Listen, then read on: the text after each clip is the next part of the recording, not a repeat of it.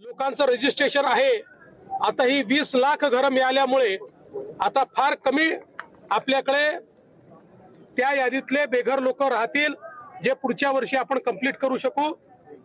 त्यासोबत एक अजून महत्त्वाची अनाउन्समेंट त्यांनी केली आहे की पूर्वी सर्वेक्षणामधले जे निकष होते ते निकष देखील आता त्या ठिकाणी डायल्यूट करण्यात आलेले आहेत।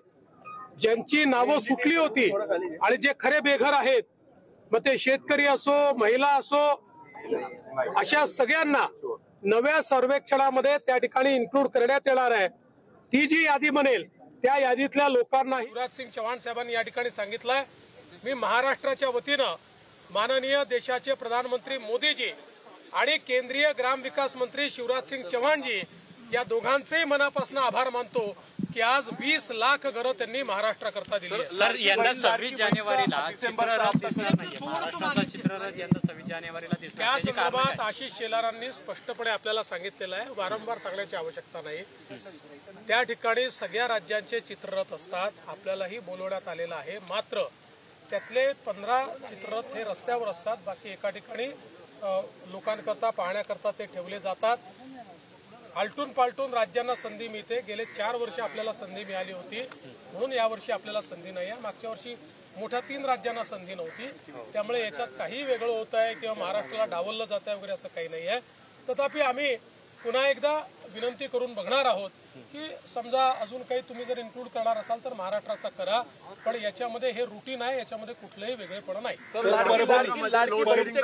परभणीमध्ये राहुल गांधींनी टीका केली आहे तुमच्यावरतीच की तुम्ही मुख्यमंत्री आहात आणि कस्टोडियल डेथ ही गृहमंत्र्यांची जबाबदारी असते, त्या अर्थाने तुम्ही गृहमंत्री आणि मुख्यमंत्री दोघेही आहात, हे तुमच्याकडून झालेलं पाप आहे असं त्यांचं म्हणणं। पोलिसांच्या मारहाणीचं थाकून कस्टोडियल राहुल गांधी या ठिकाणी केवळ राजकीय हेतून आले होते, ही केवळ राजकीय भेट होती। लोकांमध्ये जाती जातींमध्ये विद्वेष तयार करायचा एवढं एकमेव ध्येय त्यांचं आहे। तेच काम गेले अनेक वर्ष आता ते सातत्याने करतायत। त्यामुळे मला असं वाटतं की त्यांनी हे जे काही विद्वेषाचं त्यांचं काम आहे ते त्या ठिकाणी जाऊन पूर्ण केलेलं आहे। महाराष्ट्राचं सरकार संवेदनशील असल्यामुळेच या ठिकाणी या संपूर्ण प्रकरणाची आम्ही न्यायालयीन चौकशी ही घोषित केलेली आहे। न्यायालयीन चौकशीमध्ये या संदर्भातलं सगळं सत्य आणि तथ्य बाहेर येईल, काहीही लपवण्याचं कारण नाही आहे। आणि जर त्या चौकशीमध्ये कुठल्याही प्रकारे मारहाणीमध्ये किंवा अशा प्रकारच्या गोष्टींमुळे हा मृत्यू झालाय असं बाहेर आलं तर कोणालाही सोडलं जाणार नाही। कठोरात कठोर अशा प्रकारची कारवाई ही केली जाईल। शरद पवार देखील तिथे गेले होते, त्यांच्या पण हेतूविषयी काही शंका आहे का? आणि ते तुमच्याशी बोलले? ते तुमच्या असं आहे की पवार साहेबांनी मला एवढंच सांगितलं की या दोन्ही ठिकाणी तुम्ही लक्ष घाला, ते त्यांना सांगितलं, मी पूर्ण लक्ष घातलेलं आहे। सर, पालकमंत्री रस्सीखेच चालू आहे तर प्रत्येक कुठली रस्सीखेच पालकमंत्र्याबद्दल नाही। आता आमचे जे काही 3 पक्षाचे नेते आहेत ज्यांना आम्ही जबाबदारी दिलेली आहे ते एकत्रित बसतील, पुढच्या 2-3 दिवसात निर्णय करतील।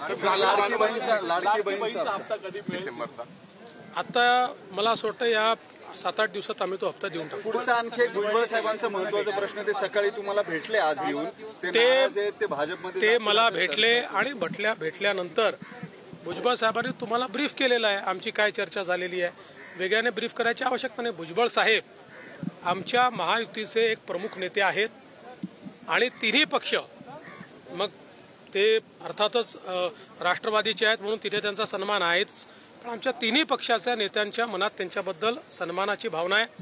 महायुतीच्या विजयामध्ये त्यांचा देखील एक महत्त्वाचा वाटा राहिलेला आहे आणि स्वतः अजितदादा देखील त्या ठिकाणी त्यांची चिंता करतात। मुळातच भुजबळ साहेबांना ज्यावेळेस अजितदादांनी मंत्रिमंडळामध्ये घेतलं नाही त्यावेळी भुजबळ साहेबांना डावलण्याचा त्यांचा हेतू नव्हता। त्यांनी मला सांगितलं की आमची इच्छा आहे की आमचा पक्ष हा राष्ट्रीय पक्ष राहिलेला आहे, आम्हाला तो राष्ट्रीय स्तरावर मोठा करायचा आहे आणि राष्ट्रीय स्तरावर भुजबळ साहेबांसारखा एक नेता ज्याला देशाच्या अन्य राज्यातही मान्यता आहे त्यांना आम्हाला राष्ट्रीय पातळीवर पाठवायचं आहे।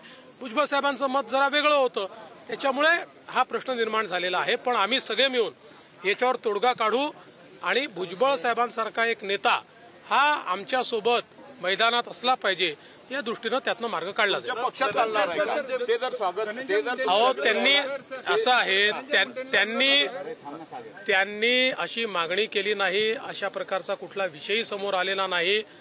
शेवटी राष्ट्रवादी काँग्रेस आम्ही आणि शिवसेना तिघं एकत्रित आहोत ना, त्यामुळे आम्ही कशाला म्हणजे अशा प्रकारचे काही भावनाच नाहीत. आम्ही एकत्रित आहोत, निर्णय एकत्रित करायचे आहेत आणि त्यांच्याबद्दल तिन्ही पक्षांमध्ये आदर आहे. सर, मराठा पुन्हा एकदा अजित पवार यांच्या प्रत्येक कार्यक्रमामध्ये निदर्शनं करण्याची घोषणा केली आहे. देऊ नका अशी मागणी बेसिकली केली आहे. मला असं वाटतं की या ठिकाणी आता बीडच्या प्रकरणाची सगळी चौकशी चाललेली आहे.